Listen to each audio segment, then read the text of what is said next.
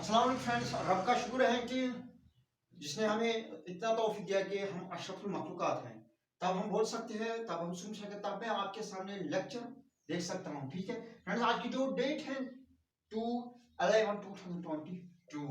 Friends, आज का जो टॉपिक है, important topic, that is necrosis. Necrosis necrosis necrosis mean death of cell.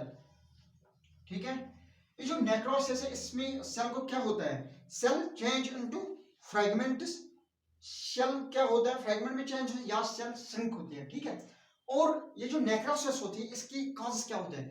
इसके कॉज ये होते हैं, इंजरी होती है किसी पेशेंट में, क्रोनिक डिजीज होती है किसी पेशेंट में, हाइपोक्सिया होती है किसी पेशेंट में, या इसकी बॉडी का जो टेम्परेचर वो राइज होते है, या इंजरी होती है, या इन्फेक्शन होता है, मिसाल के तौर पर बैक्टीरिया की वजह से, मिसाल के तौर पर वायरस की वजह से। और फ्रेंड्स, ये जो नेक्रोसिस होता है, इसमें पेशेंट को क्या सिम्टम्स होते हैं, पर्सन को क्या सिम्टम्स होते हैं? रेडनेस होते हैं, पेन होती है, स्वेलिंग होती है, ठीक है, फीवर होता है। ठीक है, ये होते हैं नेक्रोसिस। फ्रेंड्स, ये जो नेक्रोसिस है, डेथ ऑफ सेल है। डेथ ऑफ सेल के दो टाइप्स है, यानी death of cell, it is two types. ठीक है, it has two type, that is necrosis and apoptosis. That is apoptosis and necrosis. Necrosis होगी डेथ ऑफ सेल, बट कौन सी death of cell? It is irreversible clinical death of cell. It is irreversible clinical death of cell. जो apoptosis है, it is a series of accidental death of cell. It is series of accidental death of cell. ठीक है, और कोई बोलेगा आपको necrosis क्या होते हैं, अपोप्टोसिस क्या होते हैं? It is irreversible clinical death of cell. It is series of accidental death of cell. ये सीरीज में होती है। ठीक है, और फ्रेंड्स, ये जो नेक्रोसिस होते हैं, हमने इसके कॉज पढ़े। मिसाल के तौर पर, ये जो डेथ ऑफ सेल है, ये वायरस के अटैक से हुई। हम या मिसाल लेंगे वायरस, यहां पे वायरस अटैक हुआ। ठीक है, और जब वायरस अटैक हो गया तो वो सेल मेम्ब्रेन पे अटैक करेगा। ठीक है, इसके बाद इसका सेल मेम्ब्रेन जो है वो रिमूव हो जाएगा। ठीक है, और इस रिमूव के बाद क्या होगा, इसके जो प्रोटीन स्ट्रक्चर होता है, स्ट्रक्चरल प्रोटीन या फंक्शनल प्रोटीन, वो चेंज होंगे। इसके बाद जो सेल का फंक्शन होता है, दैट इज शुगर का यूज, एटीपी एनर्जी का यूज, वो भी चेंज होगा। ठीक है, यानी ये अच्छे से काम नहीं कर पाएंगे। इसके बाद जब मेम्ब्रेन डिसअपियर होगा, फिर इसके जो सेल्यूलर है, सेल्यूलर कंटेंट्स है, दैट इज गोल्गी बॉडीज है, लाइसोसोम्स है, ठीक है, एंजाइम्स है, या साइटोप्लाज्म, वो बाहर आएगा। इसके बाद वो बाहर आएगा सेल से बाहर, ये आप रिमूव हो गए। ये जो इसका था, ये सेल मेम्ब्रेन, ये रिमूव हो गया। ठीक है फ्रेंड्स, कभी कभी क्या होता है, सेल में भी एंजाइम्स होते हैं। अगर सेल इन एंजाइम्स की वजह से सेल की डेथ होगी, अब इतनी सेल जो है, जो इसके सेलुलर कंपार्टमेंट में, वो बाहर आए। ठीक है, और इसमें एंजाइम था, अगर इसी एंजाइम की वजह से इस सेल की डेथ हुई, उसको कहते हैं autolysis of cell. Autolysis of cell यानी इसी के एंजाइम की वजह से इसको ऑटोलाइसिस हुई। ठीक है, और फ्रेंड्स, जब ये सेल डेथ हुई, इसके कंपार्टमेंट्स बाहर आए, और इसके बाद सराउंडिंग्स में वायरस भी होगा, बैक्टीरिया भी होगा। ठीक है, और अगर उन बैक्टीरिया या वायरस की वजह से जो इसके सराउंडिंग होंगे, जो सेल्यूलर कंपार्टमेंट्स के सराउंडिंग होंगे, अगर उनसे डेथ होगी, उसको कहते हैं heterolysis of cell. Heterolysis of cell. ठीक है, एक तो हो गया ऑटोलाइसिस ऑफ सेल, ऑटोलाइसिस, दूसरा हो गया हेटेरोलाइसिस।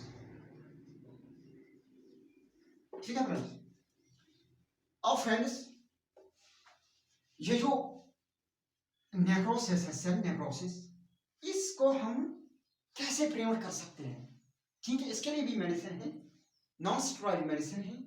ठीक है, या वो मेडिसिन जो ब्लड सर्कुलेशन को अच्छा रखता है, यानी दिस क्लॉटिंग डिएक्टिवेटर मेडिसिन, जो क्लॉटिंग बनाने में हेल्प करते हैं, यानी उस मेडिसिन के अगेंस्ट हमें मेडिसिन देना है, ठीक है, ताकि वो जो ब्लड सर्कुलेशन है वेन्स में, आर्टरीज में, वो अच्छे से फ्लो हो जाए। और वो मेडिसिन जो कोलेस्ट्रॉल को कंट्रोल करती है।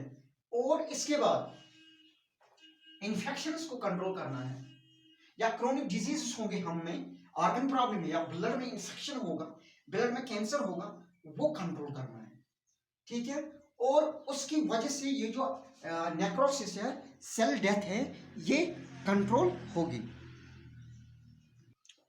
और फ्रेंड्स अब नेक्रोसिस के टाइप्स हैं। इसके टाइप जो हैं फैटी नेक्रोसिस, फैटी नेक्रोसिस, ठीक है। और उसके बाद है कोगुलेटिव नेक्रोसिस। इसी को लगती है वो मेडिसिन जो कोगुलेशन को कंट्रोल करता है, यानी कोगुलेशन बनाने, जो कोगुलेटिव एक्टिवेटर्स होते हैं उनका फंक्शन कम करता है, कोगुलेटिव नेक्रोसिस। इसके बाद है लिकोफैक्टिव, लिकोफैक्टिव, लिकोफैक्टिव नेक्रोसिस, ठीक है।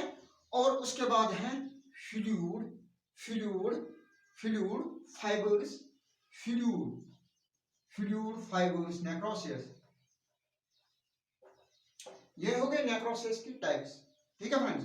अब फ्रेंड्स याद रखो इसके टाइप्स क्या है, फैटी यानी फैट, इसीलिए हम वो मेडिसिन देते हैं नेक्रोसिस पेशेंट को जो फैट को कंट्रोल करता है, यानी अगर फैट जम गया या क्लॉट जम गया इसमें, ठीक है, उससे भी नेक्रोसिस होगा, उससे भी यानी ये ब्लड रप्चर होगा, यानी इंजरी होगी, ठीक है।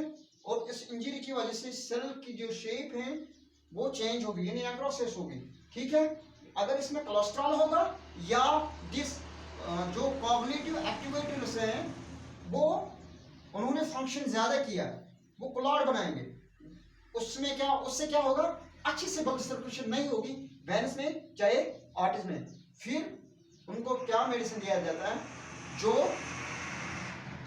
कोगुलेटिव फैक्टर्स का फंक्शन कम करता है या जो कोलेस्ट्रॉल को कम करता है, वो ब्लड सर्कुलेशन को अच्छा रखता है। और ये था आज का topic, that is cell necrosis, death of cell, wire shape of cell is change, like fragments या ओवल शेप्ड बन जाती हैं, ठीक है। और इसके क्या टाइप्स हैं, that is phagulative, that is fatty, that is coagulative, ठीक है। और ये जो necrosis means death of cell के दो टाइप्स है, दैट इज नेक्रोसिस एंड जो दूसरा है एपोप्टोसिस, ठीक है। और जो नेक्रोसिस है, जब नेक्रोसिस होते हैं तो इसके कंपार्टमेंट्स बाहर आते हैं, इसमें एंजाइम होते हैं, अगर उस एंजाइम की वजह से इस सेल की डेथ होगी तो होगी ऑटोलाइसिस, अगर उस एंजाइम की वजह से नहीं होगी, आउटर बैक्टीरिया या एंजाइम की दिस वायरस की वजह से, उसको कहते हैं हाइड्रोलाइसिस ऑफ सेल। और हमने पढ़ी पैन क्या होती है, फंक्शन या सिम्टम्स क्या होते हैं इसमें। Thank you.